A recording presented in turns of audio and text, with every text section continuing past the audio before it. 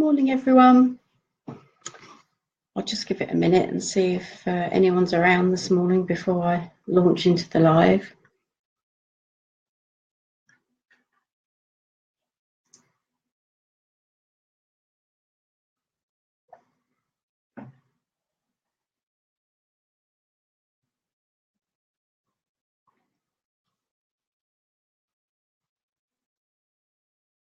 Okay, so today I wanted to talk about procrastination. So, do you procrastinate? I think pretty much everybody I come across does at some time or another. Why do we procrastinate? There can be lots of reasons, actually. Sometimes it can be not knowing where to start on a project, so we put it off, not knowing where to start. Sometimes it can be simply you've got too many things to do on your to-do list, and again it's the prioritizing and knowing where to start, which task to start on and where to start first. Sometimes the project can simply be too big, and again we put it off. Or you can be a perfectionist, so we put it off for reasons of not quite being ready or not quite being perfect. And another reason can be fear of failure and getting it wrong, and that can really hold us back. So I'm going to ask you whether you recognise any of these things. Do you ever take long coffee breaks to avoid doing things? Do you find yourself scrolling through social media? And before you know it, an hour later, you're still on there scrolling and scrolling. Do you react immediately to emails that go off? You get the notification, ping, straight in there reading it, even though you can't necessarily deal with it at the time, or it means that you stop for another project in order to react to that email. Do you complete the little tasks that aren't really important, even though you know there's other things waiting that should be done first? And we put it off for another day. We say to ourselves, oh, we'll do that tomorrow. So give me some likes or some hearts if you see any of those things in your day-to-day. So how do we beat it? Well, there's a few things we can do really to beat procrastination. The first thing I normally advise is to remove any distractions.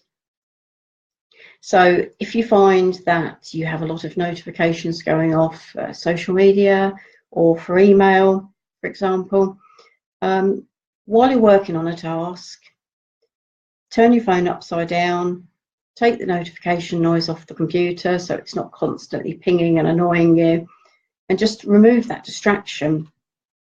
And if you give yourself set times of the day that you'll say, well, I'll check my social media, for example, first thing in the morning, again at lunchtime, and again at night, there's not that worry about I need to be on there. Nothing's really going to happen between morning and lunchtime, or between lunchtime and night. And same with email. Again, have set times just for checking it. Don't constantly be in there reading it but then not being able to react, or worse still, stopping the project you're working on to reply to an email. So that's the first thing. Remove the distractions, remove the constant pinging notifications on things. It can also help to just focus on one thing at a time. We often try and multitask, and when we multitask, we're not really efficient. And a more efficient way of working is to look at one task at a time.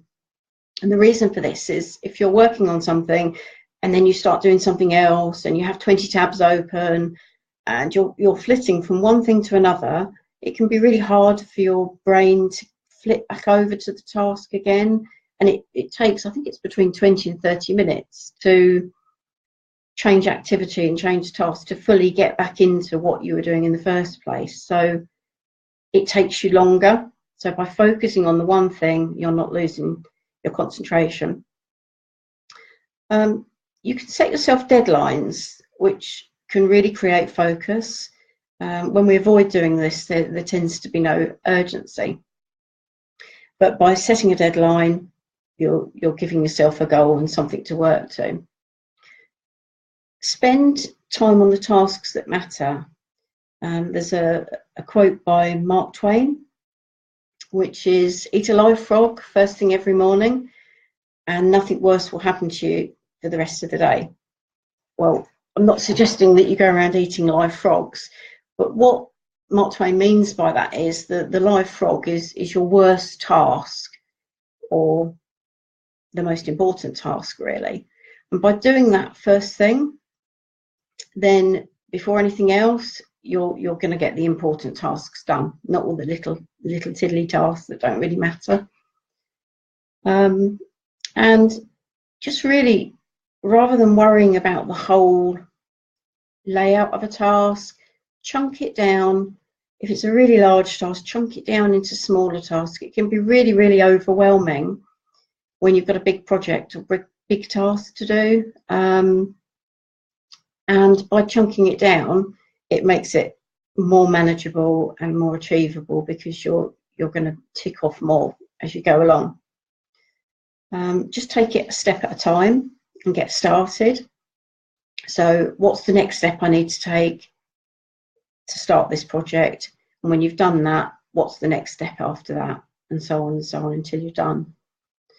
And the final task, the final way we can beat it is you can make a bit of a game of it. So try sitting down with a kitchen timer or with your phone, timer on the phone, and set a time for 15 minutes, half an hour, whatever it may be, and see how much you can get done in that time.